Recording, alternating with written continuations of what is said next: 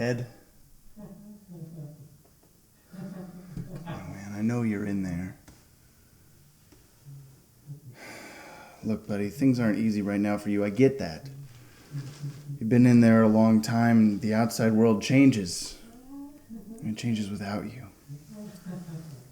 But you can't let that get to you the way it has. Ted, you don't have to be this person you've become. Things aren't all just black and white. There are shades of gray in the world. Color, if you look hard enough.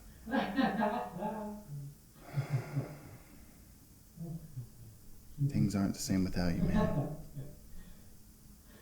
You may think you found asylum, but there's a better world. Not without you in it. We have to get you out of there, Ted.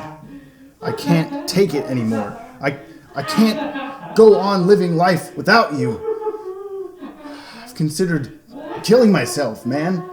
Suicide. Squatting in there for too long will kill you. Ted? Ted! Do you hear me? Are you even listening? Dude, have you seen this Garfield guy? He's so funny. God damn it, Ted.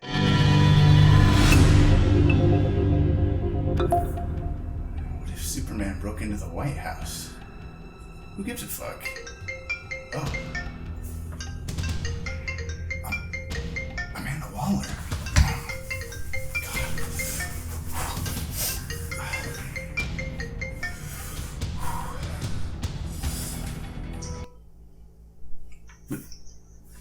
Ted? James, are we doing this movie review thing? I got my sweater and my glass of whiskey. Oh yeah. So how are you doing? Doing well. Excited to talk Suicide Squad. Welcome to another episode of Pleasantries. My name's James Strecker. With me from North Carolina is the great Ted Kendrick. You may not know him as the writer of Legacies of the DCAU and a guy that wears a hat and drinks whiskey. Those are his two most notable features. Now we're done talking about Ted. We watched Suicide Squad, and now we're going to talk about it in a fashion where we use our lips, say words at you. Here we go. I enjoyed it. Definitely not a perfect piece of cinema by any means, but as a superhero film, it had a lot to like. I definitely left the theater having enjoyed myself. I thought it was definitely entertaining, not necessarily the movie I expected it to be. I wasn't like angry at it. I mean, Batman vs. Superman has a lot of structural problems in the storyline. It's not very cohesive at all. It's just a series of scenes. This movie at least had a basic enough plot that it felt like an actual like beginning, middle, end. This is only the third movie in this new cinematic universe that DC's doing, and it felt like it made sense that they kind of went together. Like one of them, Batman's really mad at Superman for all those stupid shit he did in Man of Steel, and now people in the Suicide Squad trailers, the military people are saying, oh, Superman's like, what? He's a bad person, maybe we should assemble this team, and that kind of made sense to do both. And then after you see Batman vs. Superman, by the end of Batman vs. Superman, maybe Superman's a good guy in the eyes of people because he had this giant funeral where like the entire world attended. Everyone likes him now, and then they're like, we'll just do it anyway. Assemble the Suicide Squad because... It seemed to me like DC's answer to Guardians of the Galaxy. I guess I agree with that. It kind of feels rushed though. Like Guardians of the Galaxy came out at a time where it's like Marvel was kind of making the same movies, to a point. You could argue DC too, like top tier superhero origin story. In the last couple of years we've had our Dark Knights, Man of Steel's, and a Green Lantern. So this is really changing it up for DC. So what did you think of the characters individually? I thought Croc was really strong. I loved the take on him. I thought this is a problem that's inherent in a lot of Hollywood movies. African American actors portrayed as either aliens or monsters with different colored skin. You're kind of losing that representation. But like Croc has to be a reptile. I just wish that we could have seen a scene of him fighting Batman. Yeah, I only would have known that he's a black guy since I know the actor's a black guy. Like they have him say like some kind of stereotypical black guy things. I'm pleasantly surprised that like across the board, it seems like everyone is in favor of his like prosthetics and makeup and stuff like that. The fact that they didn't make him a big CGI lizard monster like Amazing Spider-Man or something like that, I think was a really good choice. I look at that and go, wow, like that's really amazing how they made him look like that. I actually heard that the producers, David Ayer, the director, wanted to use King Shark instead of Killer Croc. But they used him on the Flash TV show. Yeah, they used him on The Flash too, so... I don't know what the deal is nowadays with the, like, bat embargo kind of stuff, because for anyone that doesn't know, I guess, that used to be like a kind of deal between the TV world of DC Comics and the movie world of DC Comics, that if one side was using a character, the other couldn't. So like when the cartoon The Batman started, they couldn't use a lot of the Batman character, any Batman character besides Batman on Justice League and stuff like that. And the same thing happened with Aquaman on Smallville and a few other characters. And so... that doesn't seem to be a problem anymore. But it is a little bit, like, in weird places, because they're using the Flash in both the TV shows and the movies. But then they also had to stop using the Suicide Squad characters on the TV show once they started making the Suicide Squad movie. And then, so I don't understand what is the deal. That one doesn't make sense to me either. The Suicide Squad and Arrow were great. Maybe they were like, hey, we're going to make Flash in the Justice League. You got to stop using Flash. And you're like, but the show is called The Flash, and that's the main character. Oh, okay. Well, this one time... yeah, Katana. I thought she didn't have nearly enough screen time. There seemed like there was maybe kind of like a subplot of hers that got cut out of the movie or something, because there was... one of the trailers has a shot of her eyes, like, going black, like, demonizing or something like that. And they keep saying that throughout the whole movie, like, the sword traps the souls of the people. I'm telling you, it does. And then we never see that happen. She just slices normal things with it. Yeah, but I read that there was supposed to be a subplot where Captain Boomerang's got a huge crush on her. They do give him a unicorn fetish, though. Yes. That's definitely not comic book accurate, but you know what? It doesn't contradict anything either. Oh, I got revenge and I killed a man and now I can never go back is kind of what it feels like. Like, she's not necessarily a bad person, she's just has good skills or whatever. Everybody in this movie was sort of like that. Every character was, hey, I kill a lot of people, or I eat people, or, you know, whatever. But I'm not really a bad person, which in the case of, like, El Diablo, I believed.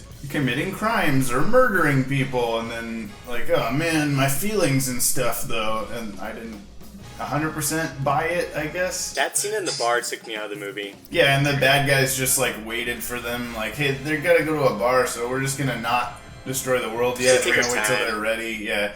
It was like if Doomsday came out of his womb thing and just, like, and then Superman, hang on, I really need a sandwich. You know, okay. Well, something I thought was cool, the building that they go into in the third act was named the John Ostrander. He's the guy who wrote the comic book. Rick Flag is a soldier, and that's what soldiers have to do. They have to kill, you know? It's their job.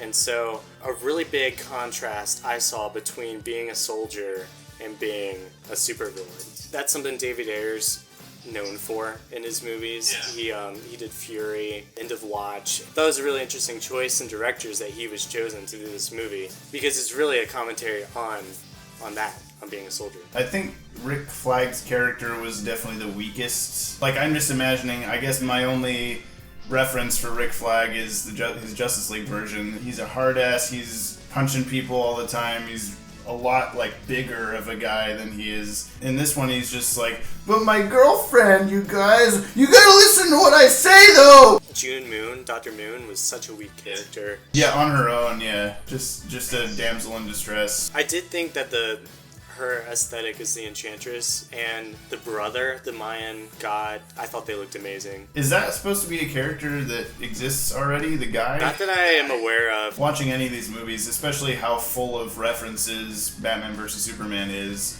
I'm spending more time, what is this guy? Like, who is he supposed to be? Is he, like... I don't know. Yeah. Which I think is fine. It's just because I'm trained now with the DC movies to think about that stuff. What did you think about The Flash, his split-second appearance? If you go to see Suicide Squad, you've probably watched the Justice League promo from Comic-Con. Not very many people probably, this was the first time they were seeing The Flash, but there's got to be at least a handful of people, this is the first time they're seeing The Flash, which could be either cool or be like, wait, hold on, what the fuck is his costume? Like, what is this? Yeah, I just kind of wish that it was more of Captain Boomerang turns around, you see a, like, of something punching him, and then that's it. And then you don't actually just see the Flash say, like, at him, and then go away. So I want to briefly talk about Deadshot. In a way, it's like kind of Will Smith doing his thing, you know? But it was very true to books. I love the scene where Batman appears in the alleyway and he's like, not in front of your daughter. I think there was I was worried that there wasn't going to be enough of him with the mask on. There was just enough, I thought. You gotta show Will Smith because he's the main, like the big known face of this movie because of the animated series. That's what Deadshot looks like to me, is he has the full face thing. I've always just liked that little eyepiece. Which is on the wrong side, Ted. Everyone hates how it's on the wrong side, Ted. Do you think Captain Boomerang was too young in this movie? Jai Courtney, no, I didn't think he was too young at all. I associate him with the Divergent movies because he's in those, and all the actors in that movie are like in their like mid-20s or something like that. He's your cheap Tom Hardy. Did you notice that Scott Eastwood, Clint Eastwood's son, was in the movie? But he's just a random background. And then he just blows up. He just explodes at the end. He was almost like a waste of talent. Like Slipknot is played by the guy in Joe Dirt who doesn't sell him fireworks. Snakes and sparklers are the only ones I like. Let's talk Harley and Joker. She sounds enough like Arlene Sorkin kind of Boston-y accent. I think she has a heavier like New York Boston-y. I know if you're watching this in New York or Boston, I know they're not the same thing. In Wolf of Wall Street, I already knew she was going to be playing Harley Quinn, and I was like, oh, this is great. Like, she sounds just like Harley Quinn. And then in this movie, she was at like 65% of that for some reason. I don't mind her costume. Like, I don't need her to be in the Jester costume. And when they did show the Jester costume, I thought it looked like shit. It just showed you why you didn't need the Jester costume. It looks really bad. Like, it's like worse than most cosplays I've seen of Harley Quinn. So I don't know. I was just really confused by that. Actually felt like the Joker loved her. It's looking at Joker from Harley's point of view. I've read that some of those scenes that were cut out are more showing how he's more abusive. Like, and it's just the lovey-dovey stuff. That's kind of what they seemed like the whole time here, except for just that Joker's just like a weirdo. How he speaks is very Heath Ledger-y in like the register that he chose, and the I'm gonna talk like this the whole time. Like, that's just both of them. It's a bad Richard Nixon impression. No, it sounds like Reagan. That's who it sounds like. Sit on the tattooed man. I'm the clown prince of crime. I wasn't a fan of the laugh. He talks about in interviews and articles and stuff about how long he spent perfecting his Joker. Then we see him for a total of 10 minutes of the movie. I did read interviews with Jared Leto, who said that he filmed enough material that could take up an entire movie. He had large shoes to fill. Joker's been played by so many wonderful actors, you know, it's a big deal. I think if I knew the Joker is going to be in this movie, and I never saw what he looked like, I didn't know who was playing him, I didn't know anything about it at all, and then went in and saw him and heard him for the first time, I think I would probably be pretty off-put. Like, what the fuck is this? Everyone talks about the tattoos. Why is he a weird Hot Topic monster? Like, what is going on? But because I saw, you know, everyone saw the pictures of him, and there've been interviews and all this stuff, I was prepared for it. And at this point, I don't care about any of that weird stuff anymore. And then there was the whole Jason Todd fan theory that he's Jason Todd. Why? Why would they ever do that? I know that in the New 52, her origin is how it's played off in this movie, where she's dunked in the same Joker acid. I really don't like that at all. I think her original origin in Batman the Animated Series of being made, you know, she had like a cat! She had a cat! She had 2 hyenas. Yeah, sorry, you're right. But otherwise, she's a psychiatrist, and then she falls in love with the Joker, and she's just a normal human being. And now that she's in this crime life, that's just what she's gonna keep doing, because it's what makes her happy. We're bad guys, that's what we do. Which felt like what her character was the whole movie. She felt like that's why she's motivated to do anything, but then we see that the reason why she is how she is because the Joker shocked her and then threw her in the Joker acid. Technically, he didn't throw her in the acid. He gave her the choice. I guess we don't see technically how he becomes the Joker, but if it's like every other Joker, then he falls into that acid too. Her hair stays the same color, I guess. Maybe the Joker's green hair in this is not a side effect. It's just a hot topic little choice of his. So I don't know. I just thought that was overall dumb. That, like, why do you have to make her have the same... She's just a girl Joker. We've talked a lot about, both of us kind of come from a comic book background. We know these characters really well before the bigger movies have been made. But to approach it from a film perspective, mainly it's desaturation. I thought that there was very little color. Just the whole movie is incredibly dark. The last couple trailers have had Queen playing in the music. It's all, even the logo is all like green and purple.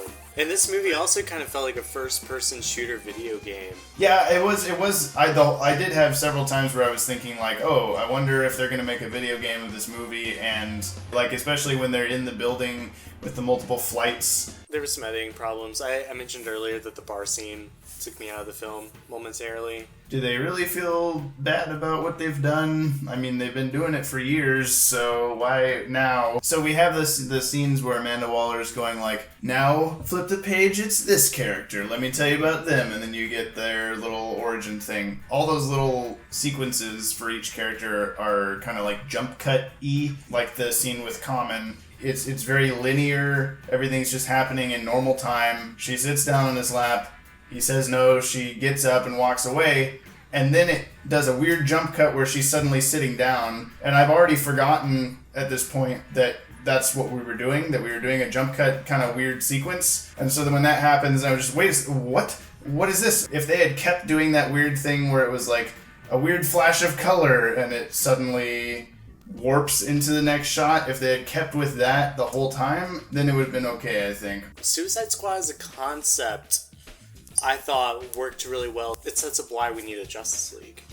And we get to see that in the after credits scene. This is the first of the DC movies in this universe that isn't very ethereal and makes you think and stuff like that. There's so many shots in those other two movies that are just like, look at this for a long time and just take it in and just, this shot. And then when that happens in Suicide Squad, once every 200 shots in the movie, then I'm like, wait, why did you do this? The one main character we didn't talk about is Amanda Waller. She felt like the most true to her character out of anybody. Viola Davis was perfect. Like in the correct way that Amanda Waller should be. She's intimidating. When she just stares at a character, is like, oh, she's gonna kill them like right now. I mean, there's even one scene where she has like a blue blazer and a white necklace. So I think that that's interesting that they choose to have some characters in this universe be like exactly what you want them to be, and everyone's really happy about it.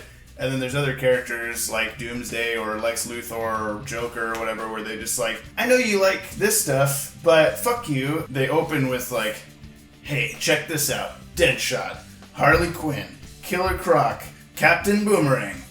There's gonna be 5 other people, but Slipknot shows up and he's like, hey, Captain Boomerang just punched a guy in the face. I'm gonna punch a guy in the face too. Ha ha ha ha ha. And then he dies. Everyone makes the joke about how Zack Snyder just kills Jimmy Olsen in the first 2 minutes of the movie. I guess it's a good thing that Zack Snyder didn't direct this movie, because then he would have just brought on like Poison Ivy or some like, maybe we'll want to use this later, and then just blow her head off.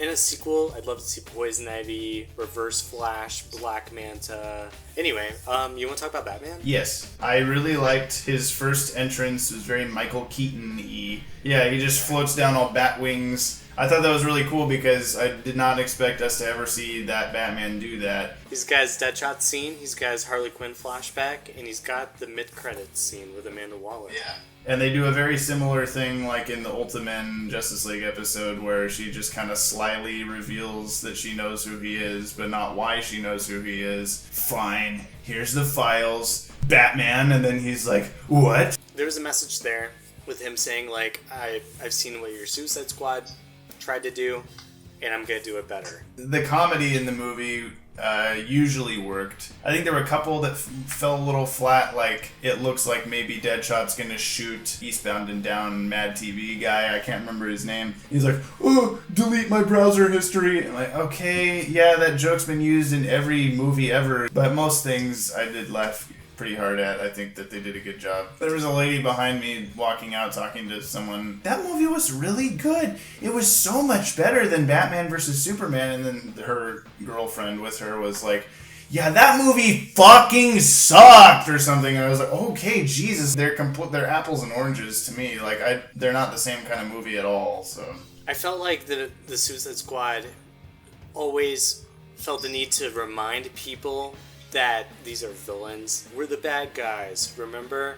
Yeah. Like, 15 minutes later, remember, we're the bad guys. I guess I'm back and forth on it. As a movie, it's not very well written. Characters don't feel as real as they do in even, I guess, Batman vs. Superman. Not like the writing in that movie is amazing either, but this one just felt like it was a comic book that went onto a movie screen. And so once I realized that, after the first, like, third of the movie or so, I stopped paying attention to the bad writing because I just thought of it, that sounds really stupid, and then I think of it in a word bubble and I go, oh, no, actually, that's probably fine. I was thinking about this earlier today and I wanted to bring it up. The main question, I guess, is do you think that DC needs to have a cinematic universe in the same vein as Marvel's cinematic universe? And the reason why I ask this is, as soon as a movie's made about a character, it's much more mainstream. I, as you know and did, grew up with the DC animated universe. So with the Marvel cinematic universe, now I know about Iron Man, now I know about Captain America,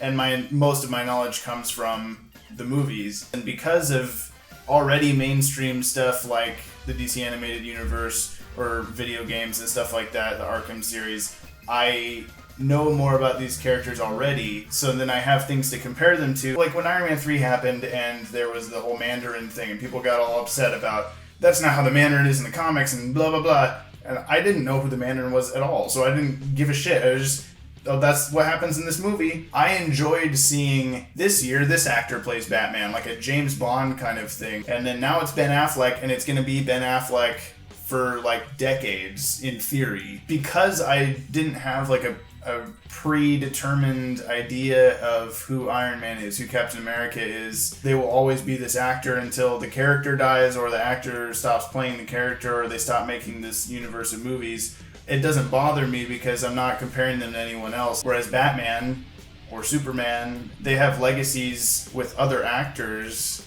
They're always going to be compared to them.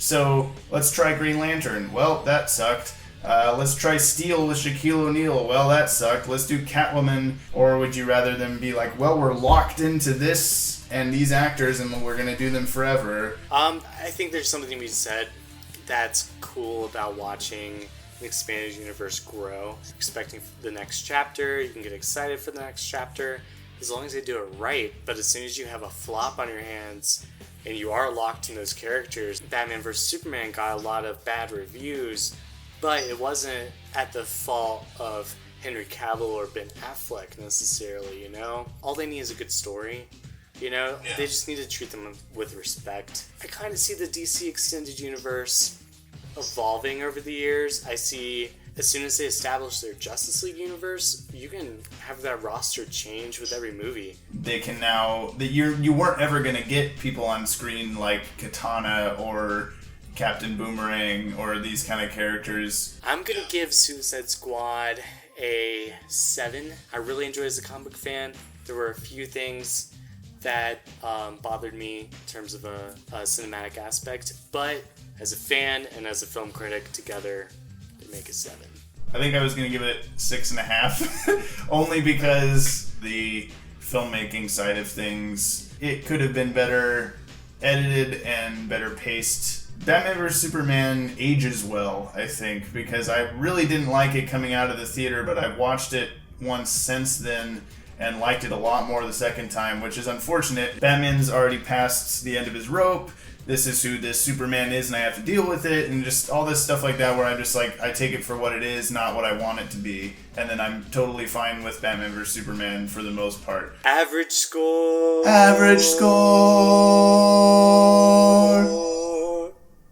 So that's it for this episode of Pleasantries. Thanks. I'm going to shake your hand through the internet. Thanks. Thank you.